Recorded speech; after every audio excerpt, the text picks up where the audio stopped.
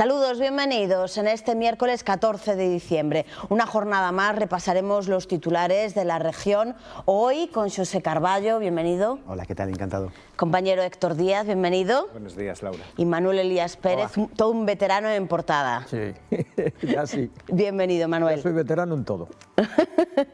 Vamos a repasar los titulares que nos deja el periódico y comenzamos con el primero. El Castillo de Monterrey resurgirá como centro de turismo y comercio. El proyecto de rehabilitación, con una inversión de 14 millones de euros, aspira a convertir el emblemático monumento en uno de los principales polos de atracción de la provincia. En la fotografía vemos a los presidentes de la Xunta y la Deputación en la visita que realizaban ayer al castillo. Las afecciones respiratorias provocan más ingresos que en la pandemia. La ocupación en los hospitales ourensanos supera el 87%. Y en más noticias, una mujer que vivía sola fallece en la Cruz Alta al quemarse uno de los colchones de la habitación. Histórico avance de la ciencia para producir energía de fusión inagotable. Los arquitectos premian el diseño del Centro de Innovación de la Formación Profesional.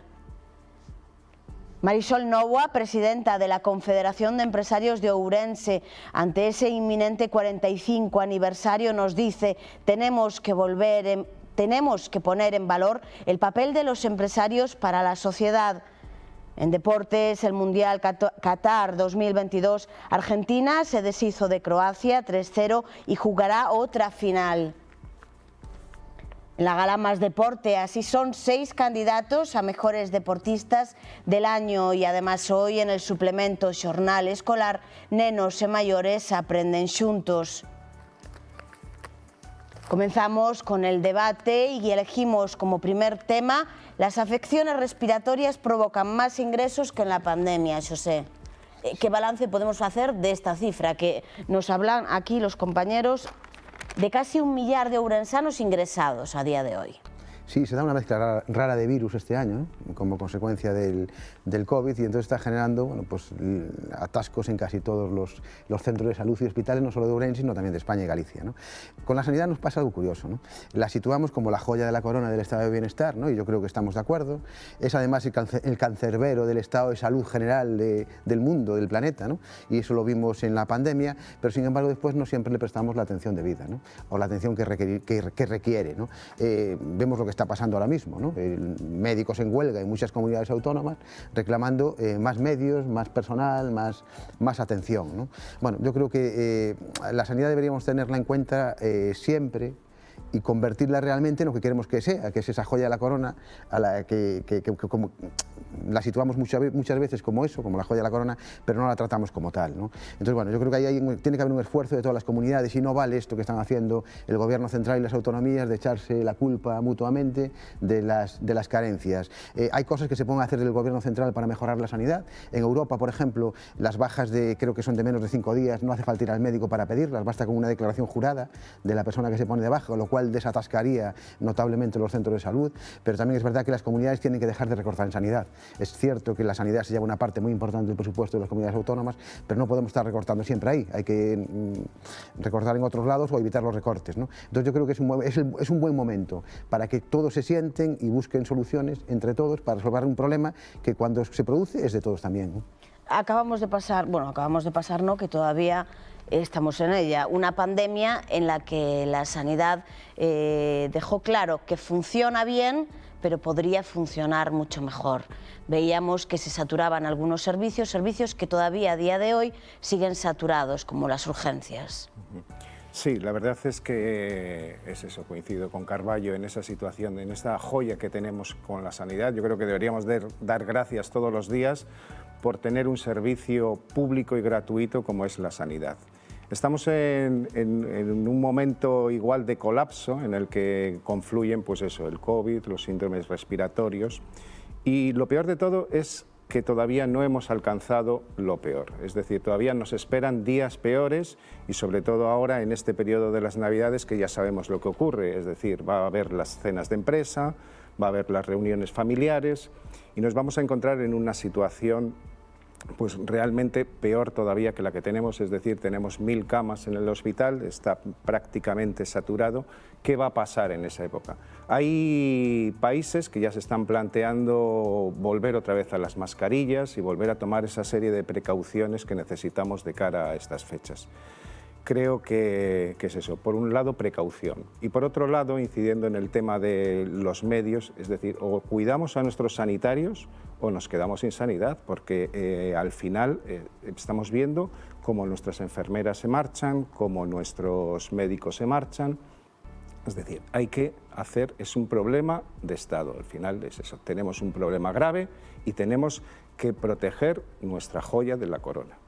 Manuel, nos retiramos la mascarilla y los virus empiezan a circular. Claro, es un tema, vamos, para mí central, que creo que, no soy médico, pero vamos, es normal, anduvimos con la mascarilla, entonces si os fijáis, aparte del COVID, lo que es las otras infecciones, quedaron muy disminuidas porque andábamos todos con las mascarillas, ahora se sacan las mascarillas y bueno, anda el virus por ahí. No hay duda, la sanidad ha sido el tema principal de la crisis del 2008, ¿no? Del 2008.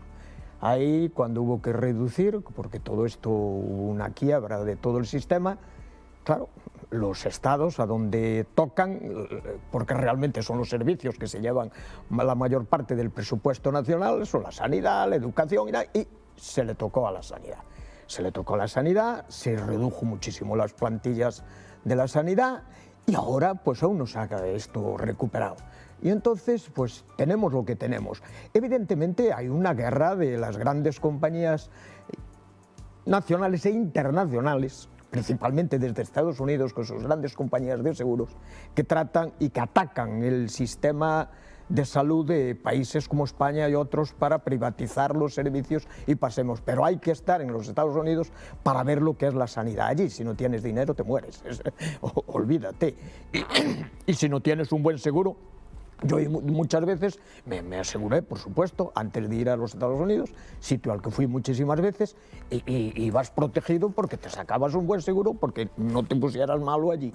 Entonces, todo esto creo que necesita que todo el conjunto de la sociedad, incluidos los políticos y todo el mundo, se reúnan y digan qué sanidad queremos para el futuro. La que teníamos, que era muy bueno y aún ocupa unos ratios importantes, porque hay que valorar lo que tenemos, eso de que te puedas ser atendido, que puedas ser operado, todo eso, cuando estás en un país como Estados Unidos, dices, cocho, lo que tenemos nosotros en nuestro país, ¿no? Porque allí, vamos, cualquier cosa es tremendo, las facturas que te pasan. Entonces, bueno, sobre lo que aquí hoy decís, pues sí, tiene mucho que ver, porque la pandemia nos privó de andar, bueno, todos andar, y oye, y la mascarilla no vendría mal, ¿eh?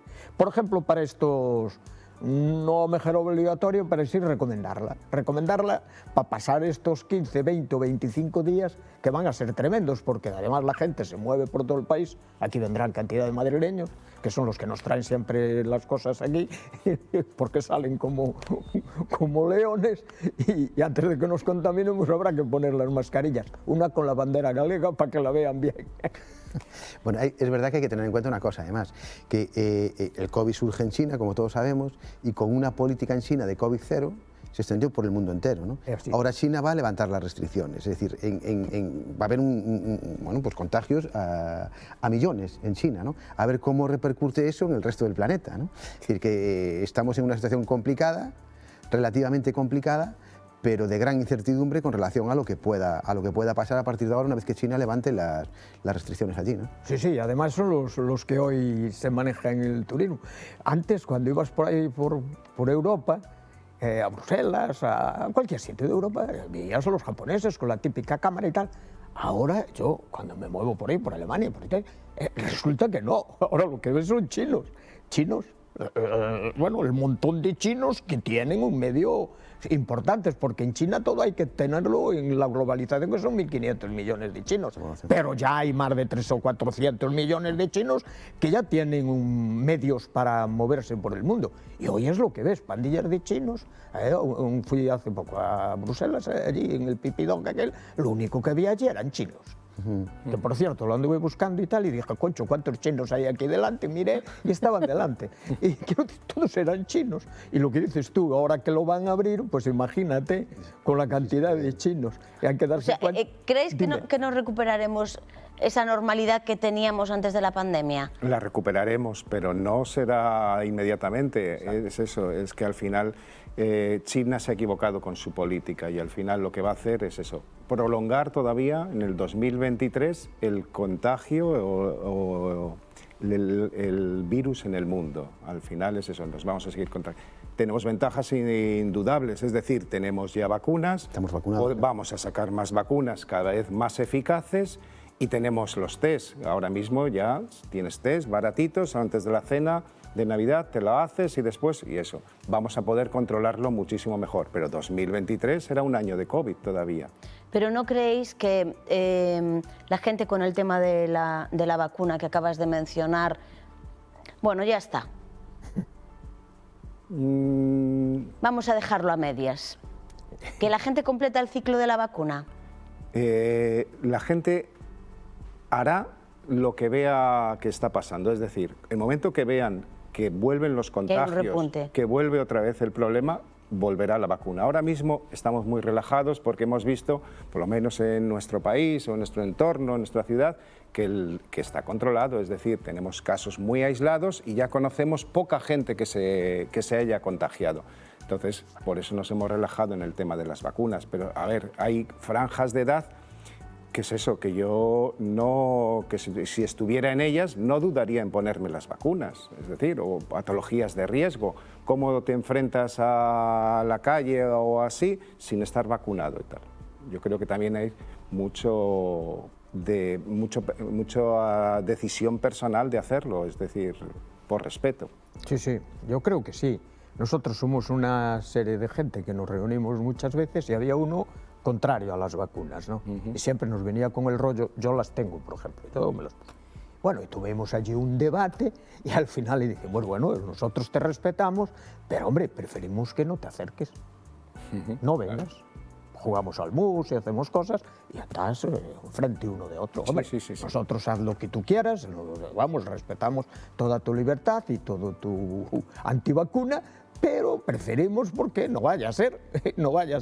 Respétanos a nosotros. Respétanos a nosotros, que nosotros te respetamos a ti. Entonces, pero y seguimos siendo amigos, que no pasa nada, ¿eh? Nos hablamos por el WhatsApp o por el teléfono, pero... Pero del 11. Pero del 11, porque... No, pero acabó yendo a hacerse la vacuna. Se ve que reflexionó y se hizo... Bueno, puso la vacuna, la cuarta, la última que pusimos, la mayoría. Carballo, el periódico acompaña ese primer dato con otro, y es que el área sanitaria suma a 143 técnicos y facultativos con plaza en propiedad.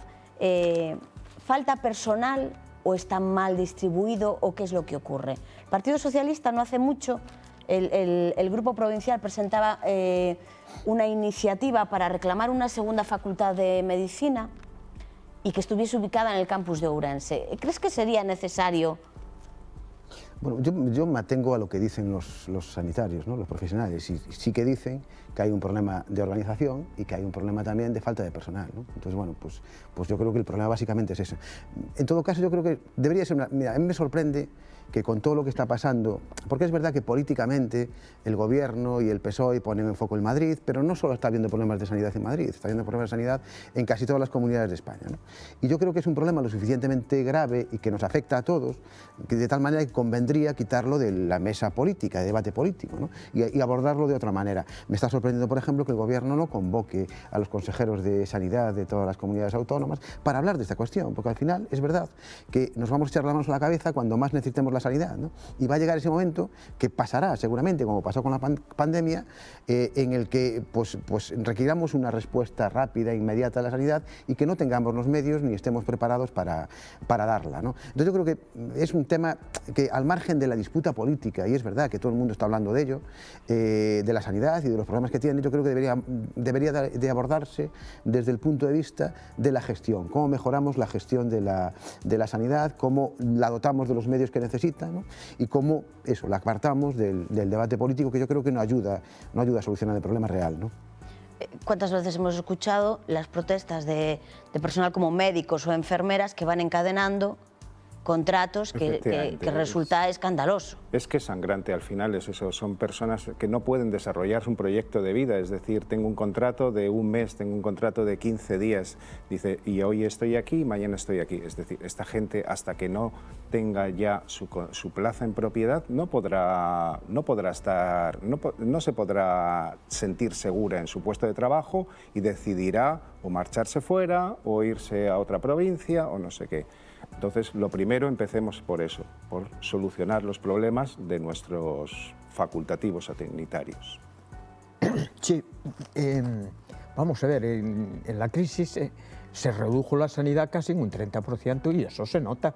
No hay más que ir a cualquier centro sanitario, aquí al hospital y tal, y ves que hay una falta considerable de profesionales. Aparte de que no se puede estar a hacer contratos por horas.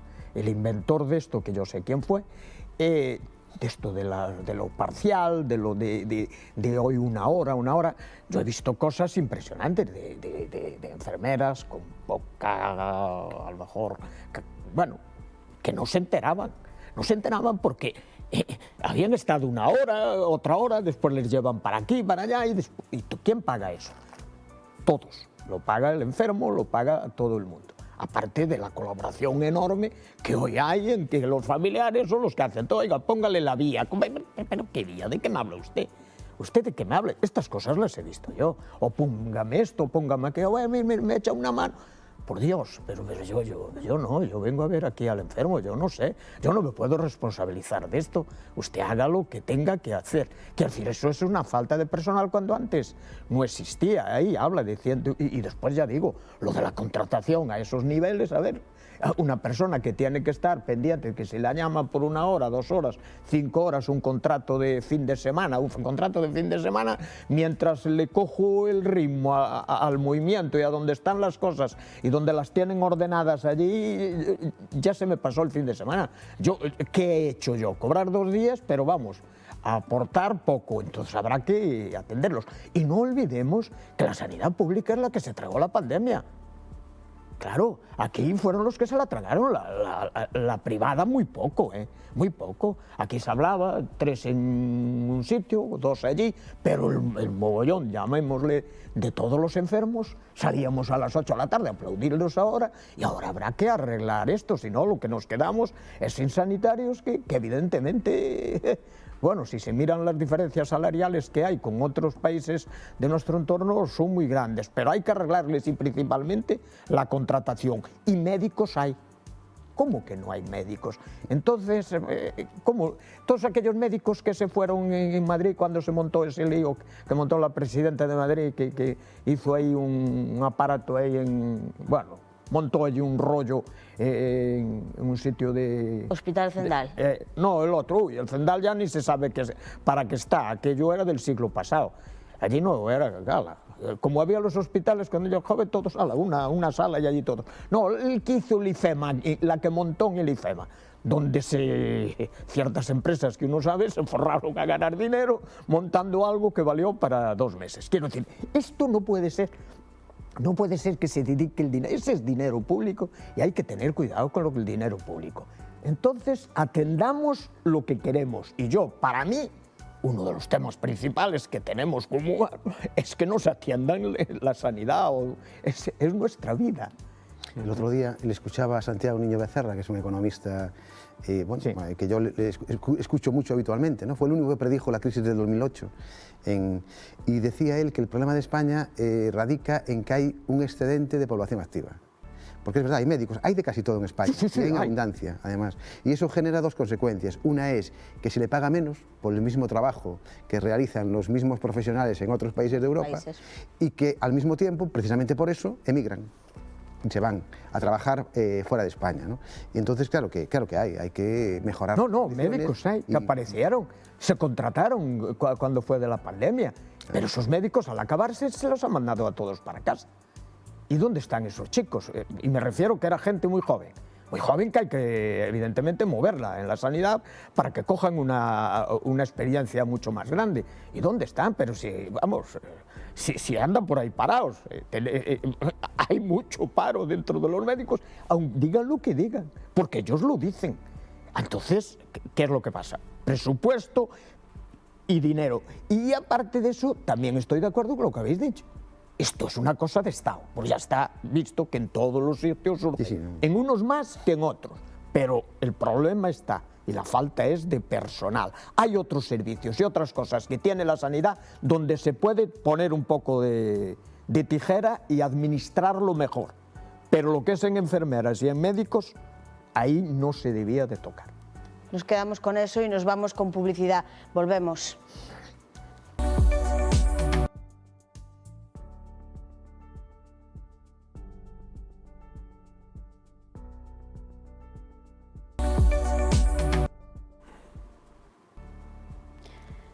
Estamos de vuelta. La Confederación de Empresarios cumplía en septiembre, si no me equivoco, 45 años funcionando aquí en Ourense. Mañana jueves celebran el acto central de ese aniversario y hoy el periódico publica una entrevista con Marisol Novoa, su presidenta, en la que viene a decir que hay que poner en valor ese trabajo que hacen los empresarios. Carballo.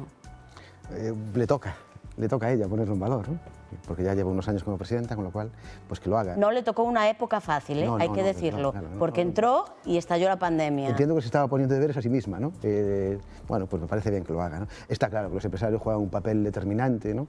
Y lo estamos viendo, o lo vimos, bueno, hasta que tocó elegir al nuevo presidente de la Confederación Española de Empresarios en España, que fueron determinantes junto con los sindicatos y con el Ministerio de Trabajo, dirigido por una gallega, Yolanda Díaz, en una serie de acuerdos que fueron muy beneficiosos para este país en un momento de máxima dificultad, ¿no?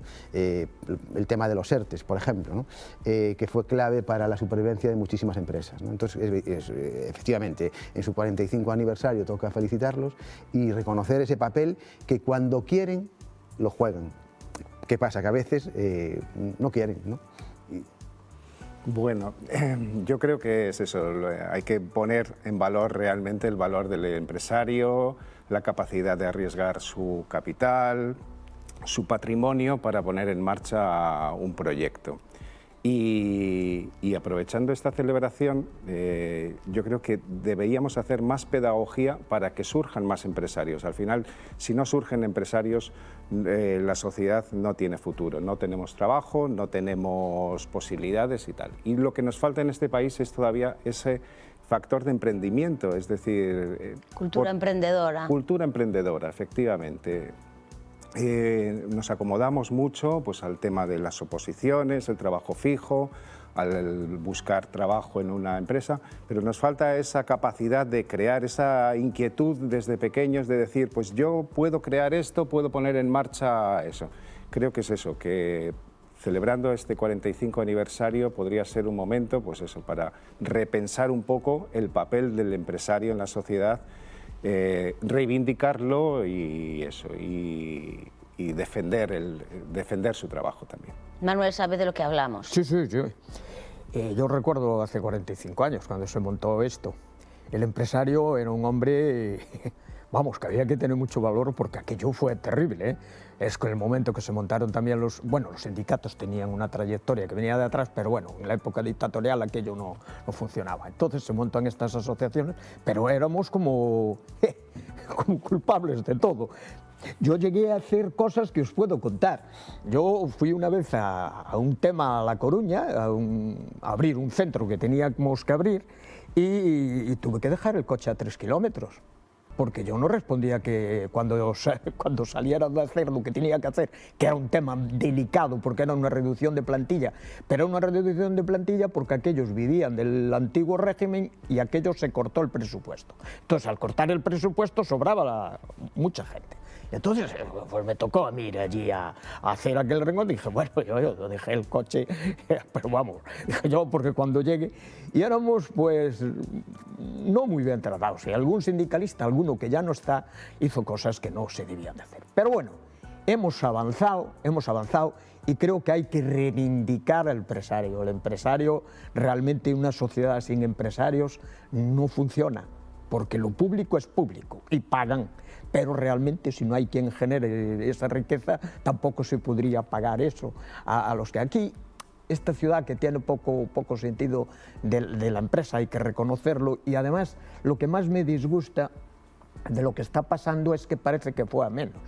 Yo, aquella gente que se reunía en la COE en los principios de cuando se montó la COE, era gente con muchas ganas de hacer cosas y de discutir y de coger allí a comisiones a los otros, a la INTK. De aquellas no había CIGA, había la INTK que empezaba y tal, un sindicato nacionalista que después se juntaron y hicieron lo que es hoy actualmente la CIGA, ¿no?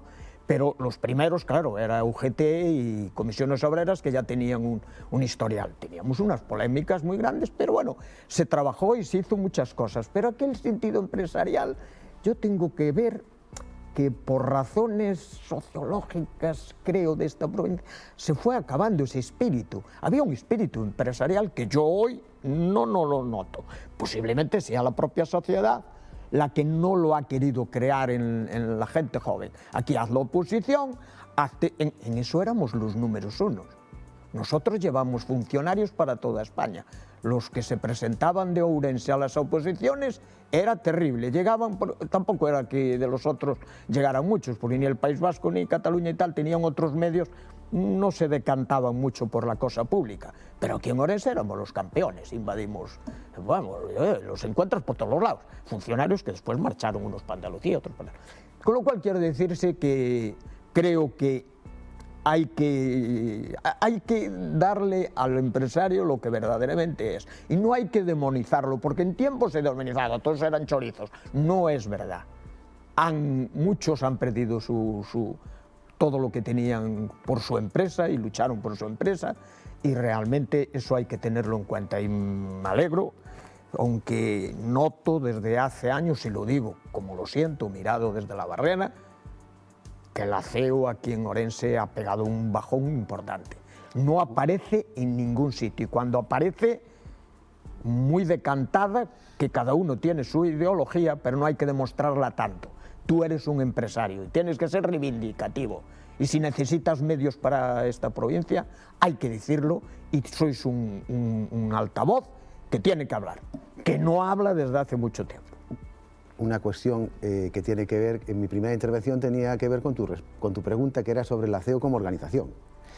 Y una organización que es empresarial, pero a veces juega también a la política, ¿no? Muchas veces, ¿no? Y por eso mi primera intervención no tenía que ver con los empresarios. Efectivamente, son el pilar de la economía de un país. Sin empresarios no hay riqueza, sin empresarios no hay empleo, ni trabajadores, ¿no? Con lo cual, eso es esencial. Pero también es cierto lo que decía Elías con relación a la CEO de Ourense. Si analizamos quién está dirigiendo la CEO, resulta que no está ninguno de los grandes empresarios de Ourense. Ni uno. Ninguno. Tienen miedo a dar el paso. Llama muchísimo la atención, ¿no? Llama muchísimo la atención. Y después yo creo que la CEO en este momento no está en su mejor momento, por mucho que sople velas mañana, ¿no?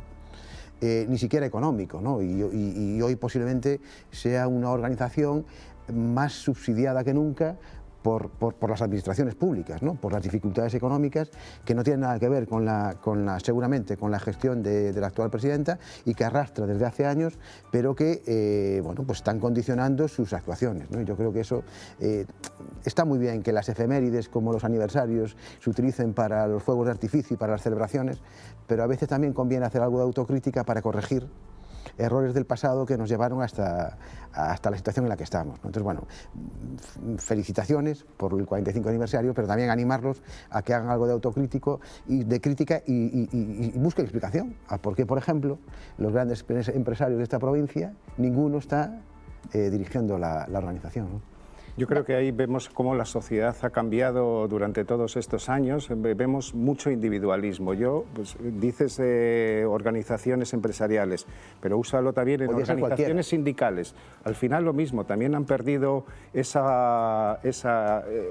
empuje que tenían, esa fortaleza que tenías detrás, que eras un trabajador, estabas afiliado a un sindicato y tal. Vemos cómo el individualismo se ha adueñado ya de las relaciones laborales y ha ocurrido tanto con los sindicatos como creo que con los empresarios, que también van por libre. Pero pasa con la política, con los partidos políticos, pasa con los empresarios, con los sindicatos, pasa con los colegios profesionales, de médicos, de abogados. Es decir, ¿no ves? Yo creo que antes había más referentes de cada sector al frente de esas organizaciones, ¿no? Y ahora cada vez cuesta más identificar, primero, a quién está al frente de esas organizaciones y, en segundo, identificar si son o no referentes, porque en realidad poco se sabe de ellos, ¿no? Pero eso tiene un sentido, ¿no? ¿Por qué? ¿Por qué la gente se ha ido separando? Me refiero a la clase obrera de los sindicatos y muchos empresarios de las organizaciones empresariales, porque no reciben lo que a lo mejor quieren recibir allí. Lo primero que tienen que recibir estos es apoyo. Apoyo. Quiero decir, muchos trabajadores han dejado los sindicatos porque hubo una temporada de largos años que empezaron a dejarse y atendían lo fácil, lo fácil. Salían a reivindicar cuestiones que tienen todo el derecho, públicas, cuando es una gente que lo suyo lo tiene fijo y no hay problemas. Quiero decir, tú no vas a despedir a los funcionarios.